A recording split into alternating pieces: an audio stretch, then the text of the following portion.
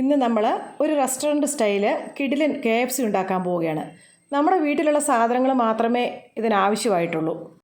നമുക്കിപ്പോൾ എല്ലാവർക്കും പുറത്തു പോയൊന്നും എപ്പോഴും കഴിക്കാൻ സാധിച്ചെന്ന് വരില്ലല്ലോ. അപ്പോൾ ടേസ്റ്റിലൊരു കോംപ്രമൈസും ഇല്ലാതെ ചുരുങ്ങിയ ചിലവിൽ എപ്പോൾ വേണമെങ്കിലും നമുക്കിത് വീട്ടിലുണ്ടാക്കിയെടുക്കാൻ സാധിക്കും.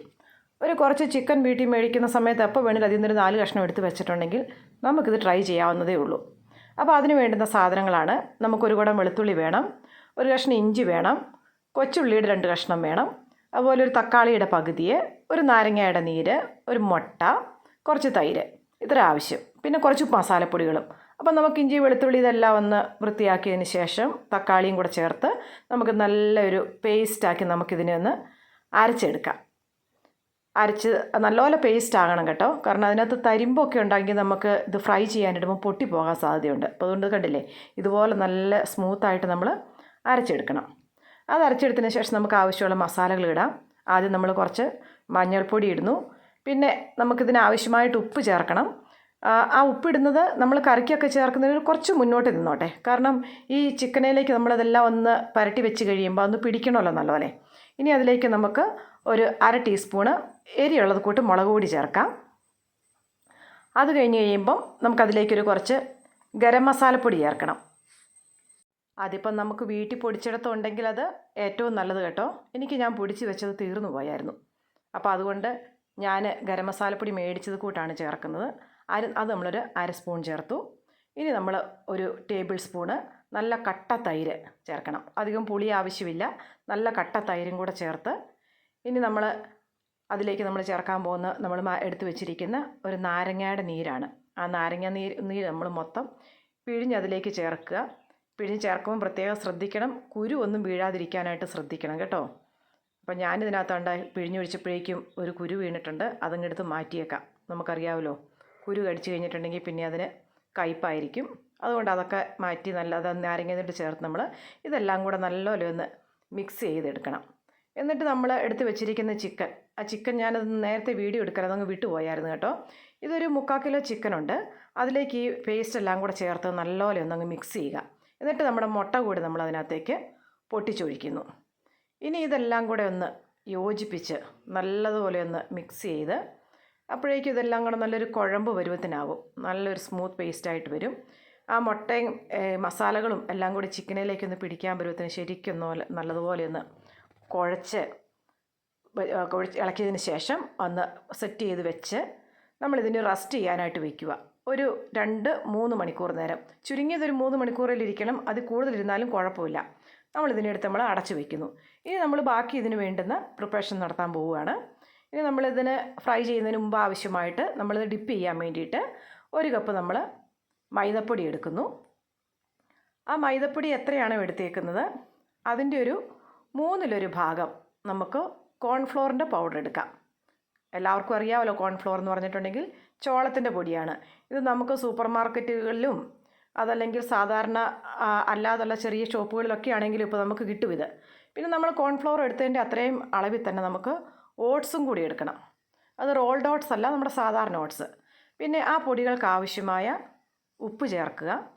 ഇനി അതിലേക്ക് നമ്മൾ ഒരു പിഞ്ച് നമ്മൾ മഞ്ഞൾപ്പൊടി ചേർക്കുന്നു. പിന്നെ ഒരു 1/4 സ്പൂണോളം മുളക് പൊടി ചേർക്കുന്നു.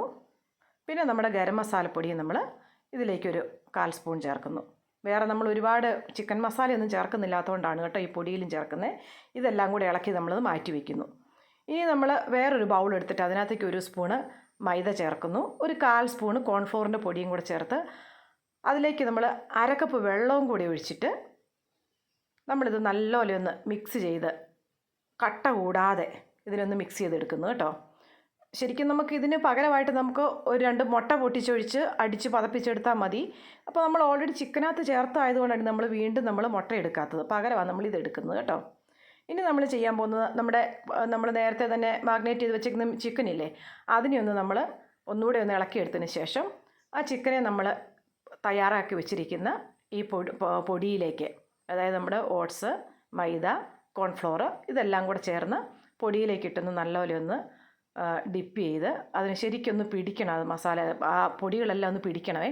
അതിനുവേണ്ടി നമുക്ക് നല്ലപോലെ ഒന്ന് അമർത്തി കൊടുക്കാം. കാരണം ഇത് നല്ല കോട്ടിങ് നല്ലപോലെ വന്നില്ല എന്നുണ്ടെങ്കിൽ നമ്മൾ ഫ്രൈ ചെയ്യുന്ന സമയത്ത് അത് പൊട്ടിപ്പോകും. ഇനി എക്സസ് ആയിട്ടുള്ള പൊടിയൊക്കെ ഒന്ന് തട്ടിക്കളഞ്ഞതിന് ശേഷം നമ്മൾ തയ്യാറാക്കി വെച്ചിരിക്കുന്ന നമ്മുടെ മൈദയുടെ ലായനിയിലേക്ക് അതൊന്ന് മുക്കിയെടുക്കുക. എന്നിട്ട് വീണ്ടും നമ്മൾ തയ്യാറാക്കി വെച്ചിരിക്കുന്ന നമ്മുടെ ആ പൊടിയിലേക്ക് നല്ലപോലെ ഒന്ന് ഡിപ്പ് ചെയ്ത് എല്ലാ ഭാഗവും നല്ലപോലെ ഒന്ന് കവറിങ് ആകണം. അത് നമുക്ക് ശരിക്കൊന്ന് ഡിപ്പായി എവിടെയെങ്കിലുമൊക്കെ ഹോൾ ഉണ്ടെന്നുണ്ടെങ്കിൽ അതിൽ പിടിച്ചിട്ടില്ല എന്നുണ്ടെങ്കിൽ എന്തെന്നറിയാമോ, നമ്മൾ ഫ്രൈ ചെയ്യുമ്പം ഓയിൽ കൂടുതൽ അത് വലിക്കും. അപ്പോൾ നമുക്ക് ഒത്തിരി ഓയിൽ അതിൽ പിടിച്ചിരുന്നിട്ടുണ്ടെങ്കിൽ കഴിക്കാനൊരു സുഖമില്ലല്ലോ.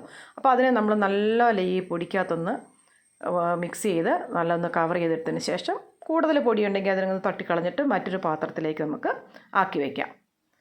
ഇങ്ങനെ തന്നെ നമുക്ക് ബാക്കിയുള്ളതെല്ലാം ഞാൻ റെഡിയാക്കി എടുക്കുന്നുണ്ട്. ഇതെല്ലാം വെച്ചതിന് ശേഷം നമ്മുടെ അടുത്ത പരിപാടി ഇത് ഫ്രൈ ചെയ്യാനുള്ള കാര്യത്തിലേക്ക് കിടക്കുകയാണ്. അതിന് വേണ്ടിയിട്ട് ഞാനിവിടെ എടുക്കുന്ന ഒരു അടി കട്ടിയുള്ള നല്ലൊരു ഇരുമ്പ് ചീനിച്ചട്ടിയാണ്. ഇപ്പോൾ ഇരുമ്പ് ചീനിച്ചട്ടി തന്നെ വേണമെന്നില്ല, നമ്മുടെ കയ്യിൽ ഇച്ചിരി കട്ടിയുള്ള എന്ത് പാത്രമാണോ ഉണ്ട് അത് നമുക്കെടുക്കാം. അത് ചൂടായി കഴിയുമ്പം അതിലേക്ക് നമ്മൾ ഓയിൽ ഒഴിക്കുന്നു. ഏത് റിഫൈൻഡ് ഓയിൽ വേണേലും ഒഴിക്കാം, വെളിച്ചെണ്ണയിലല്ല കേട്ടോ ഇത് വറക്കേണ്ടത്. നമുക്ക് വെജിറ്റബിൾ ഓയിലോ സൺഫ്ലവർ ഓയിലോ ഏത് വേണേലും ഒഴിക്കാം. ചട്ടി ചൂടായി കഴിഞ്ഞാൽ അത് ഒഴിച്ചു. ആ എണ്ണ നല്ലപോലെ ചൂടായെന്നറിയാനായിട്ട് അതിനകത്തേക്ക് നമുക്ക് നമ്മുടെ ആ ചിക്കൻ വെച്ചിരിക്കുന്ന ഒരു തരി എടുത്തതിലേക്ക് ഇട്ട് നോക്കുക. അത് പൊങ്ങി വരുന്നുണ്ടെങ്കിൽ നമുക്കറിയാമല്ലോ ഓൾറെഡി എണ്ണ ചൂടായി എന്നുള്ളത്. അങ്ങനെ എണ്ണ ചൂടായി കഴിയുമ്പം നമ്മുടെ ചിക്കനെ ഓരോന്ന് പീസായിട്ട് ഇട്ട് കൊടുക്കുന്നു. നമ്മൾ ഒന്നിച്ചിടുന്നില്ല, 2 പീസേ ഇടുന്നുള്ളൂ. കാരണം ഒത്തിരി നമ്മൾ എണ്ണ ഒഴിച്ചിട്ടില്ല, കാരണം നമ്മുടെ വീട്ടാവശ്യത്തിന് വേണ്ടി നമ്മൾ ചെയ്യുന്നതല്ലേ. അപ്പോൾ നമുക്ക് 2 പീസ് വീതം വറുത്തെടുത്താൽ മതി. വെറുതെ അല്ലെങ്കിൽ പിന്നെ നമ്മൾ ആ എണ്ണ പിന്നെ നമ്മളോട് വേറെ ഒന്നിനും ഉപയോഗിക്കുന്നില്ല, നമ്മളതെടുത്ത് പിന്നെ കളയുള്ളൂ. നെക്സ്റ്റ് ഡേയിൽ നമുക്ക് ഉപയോഗിച്ച് ചൂടാക്കിയ എണ്ണ പിന്നെ വെച്ചിരുന്ന് ഉപയോഗിക്കുന്നത് കൊള്ളുകയല്ലോ. അപ്പോൾ അതുകൊണ്ട് നമ്മൾ കുറച്ച് എണ്ണ ഒഴിക്കുന്നുള്ളൂ. ഇതിൻ്റെ ഏതെങ്കിലും ഭാഗത്തേക്ക് പൂർണ്ണമായിട്ട് ഡിപ്പാകുന്നില്ല എന്നുണ്ടെങ്കിൽ ഇതുപോലെ നമ്മുടെ ഒരു കണ്ണാപ്പ് തവി വെച്ചിട്ട് ഒന്ന് മെല്ലെ നമുക്കൊന്ന് അതിലേക്കൊന്ന് സ്പ്രെഡ് ചെയ്ത് കൊടുത്താൽ മതി. അതെല്ലാം ഒന്ന് ആയിക്കഴിഞ്ഞ് ഒരു മിനിറ്റ് കഴിഞ്ഞ് കഴിയുമ്പം അത് നമ്മളൊന്ന് തിരിച്ചിടുന്നു. ഒന്ന് തിരിച്ചിട്ട് കഴിയുമ്പോഴേക്കും കണ്ടോ പൊട്ടുമൊന്നുമില്ല, ഒരു കുഴപ്പമില്ല. കാരണം നമ്മുടെ ഡിപ്പിംഗ് ഒക്കെ നല്ല സ്ട്രോങ് ആയിട്ടുണ്ട്. അപ്പോൾ അത് കാരണം അത് പൊട്ടത്തില്ല. അപ്പോൾ ഇത്രയും നമ്മളൊന്ന് തിരിച്ചിടുന്നു. ഇനി നമുക്ക് തീ നമുക്ക് സിമ്മിലേക്കാക്കാം. ഇതുവരെ മീഡിയം തീയിലായിരുന്നു, ഇനി നമുക്ക് തീ സിമ്മിലേക്കാക്കാം. ആ സിമ്മിലേക്കായിട്ടിരുന്നിട്ട് ഒരു 2 മിനിറ്റ് കഴിഞ്ഞ് കഴിയുമ്പം നമ്മളിതിനെ വീണ്ടും ഒന്നുകൂടെ നമ്മൾ തിരിച്ചിടുന്നു. അങ്ങനെ നമ്മളിതൊരു 10 മുതൽ 12 മിനിറ്റ് സമയം അത്രയും നമുക്കിത് വേകാൻ ആവശ്യമായിട്ട് വരുള്ളൂ. അല്ലാതെ നമ്മൾ സാധാരണ ചിക്കനൊന്നും കറി വയ്ക്കുന്ന പോലെ അരമണിക്കൂർ 3/4 മണിക്കൂറൊന്നും ഇരിക്കേണ്ട ആവശ്യമില്ല. കാരണം ഇത് എണ്ണയിൽ കിടന്ന് ഫ്രൈ ആകുന്നതല്ലേ.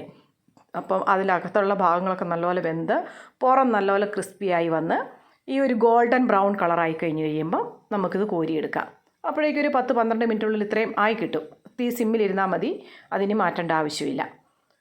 അങ്ങനെ കണ്ടോ, നല്ല ഗോൾഡൻ കളറിൽ നല്ല ക്രിസ്പിയായിട്ട് അതിൻ്റെ പുറം ഭാഗമൊക്കെ വന്നിട്ടുണ്ട്. അകമൊക്കെ നല്ലപോലെ വെന്തിട്ടുണ്ട്. അത് ഞാൻ നിങ്ങളെ കാണിച്ചു തരാം.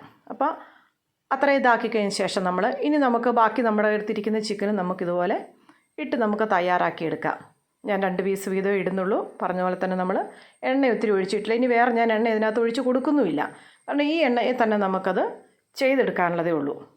ഇത് മുങ്ങാത്ത ഭാഗങ്ങൾ പറഞ്ഞ പോലെ എല്ലാം ഒന്ന് കോട്ട് ചെയ്ത് കൊടുത്താൽ മതി. ചാനൽ സബ്സ്ക്രൈബ് ചെയ്തിട്ട് കാണാൻ ശ്രമിക്കണം കേട്ടോ എല്ലാവരുമേ. ഇഷ്ടപ്പെട്ടാൽ നിങ്ങളെല്ലാവരും ഒന്ന് തയ്യാറാക്കി നോക്കണേ. ഇഷ്ടപ്പെട്ട് കഴിഞ്ഞാൽ എല്ലാവരും ലൈക്ക് ചെയ്യണം, കമൻറ്റ് ചെയ്യണം. എന്തെങ്കിലും സജഷൻസ് ഉണ്ടെങ്കിൽ അതൊക്കെ അറിയിക്കണം. അതൊക്കെ എത്ര സിമ്പിളായിട്ടുള്ള കാര്യമാണ് കണ്ടില്ലേ. നമ്മുടെ മക്കളൊക്കെ സ്കൂൾ വിട്ടൊക്കെ വരുന്ന സമയത്ത് ഇതുപോലെയൊക്കെ ഒന്ന് ഉണ്ടാക്കി കൊടുത്തിട്ടുണ്ടെങ്കിൽ അവർക്ക് എത്ര സന്തോഷമാകും അല്ലേ. നമുക്കാണെങ്കിൽ ഇടയ്ക്കൊന്ന് കഴിച്ച് നോക്കാവുന്നേ. നമ്മളുണ്ടോ ഇപ്പോൾ എല്ലാവരും KFCയിലോ അങ്ങനെ റെസ്റ്റോറൻറ്റിലൊക്കെ പോയിരുന്നുണ്ട്, നമുക്ക് എന്നും കഴിക്കാൻ പറ്റുമോ. അപ്പോൾ ഇതാണെങ്കിൽ വലിയ ചിലവുമില്ല, അതുപോലെ നമുക്ക് ടേസ്റ്റായിട്ട് ചെയ്തെടുക്കാം. ഞാനെല്ലാം വറുത്ത് കോരി എടുത്തിട്ടുണ്ട്. കണ്ടില്ലേ, നല്ല ക്രഞ്ചി ആയിട്ടിരിക്കുന്ന ഔട്ട് സൈഡ് ഭാഗങ്ങളൊക്കെ. ചിക്കൻ നല്ല ജ്യൂസി ആയിട്ടിരിക്കുന്നു. കണ്ടാൽ തന്നെ എത്ര മനോഹരമായിരിക്കുന്നല്ലേ. അപ്പോൾ എല്ലാവരും ഇതൊന്ന് ട്രൈ ചെയ്ത് നോക്കണേ. കണ്ടോ, നിങ്ങളെ നമുക്ക് പിടിക്കും ഞുള്ളി എടുക്കാം ചിക്കനൊക്കെ. ഫീഡ്ബാക്ക് അറിയിക്കണേ. Okay, bye by.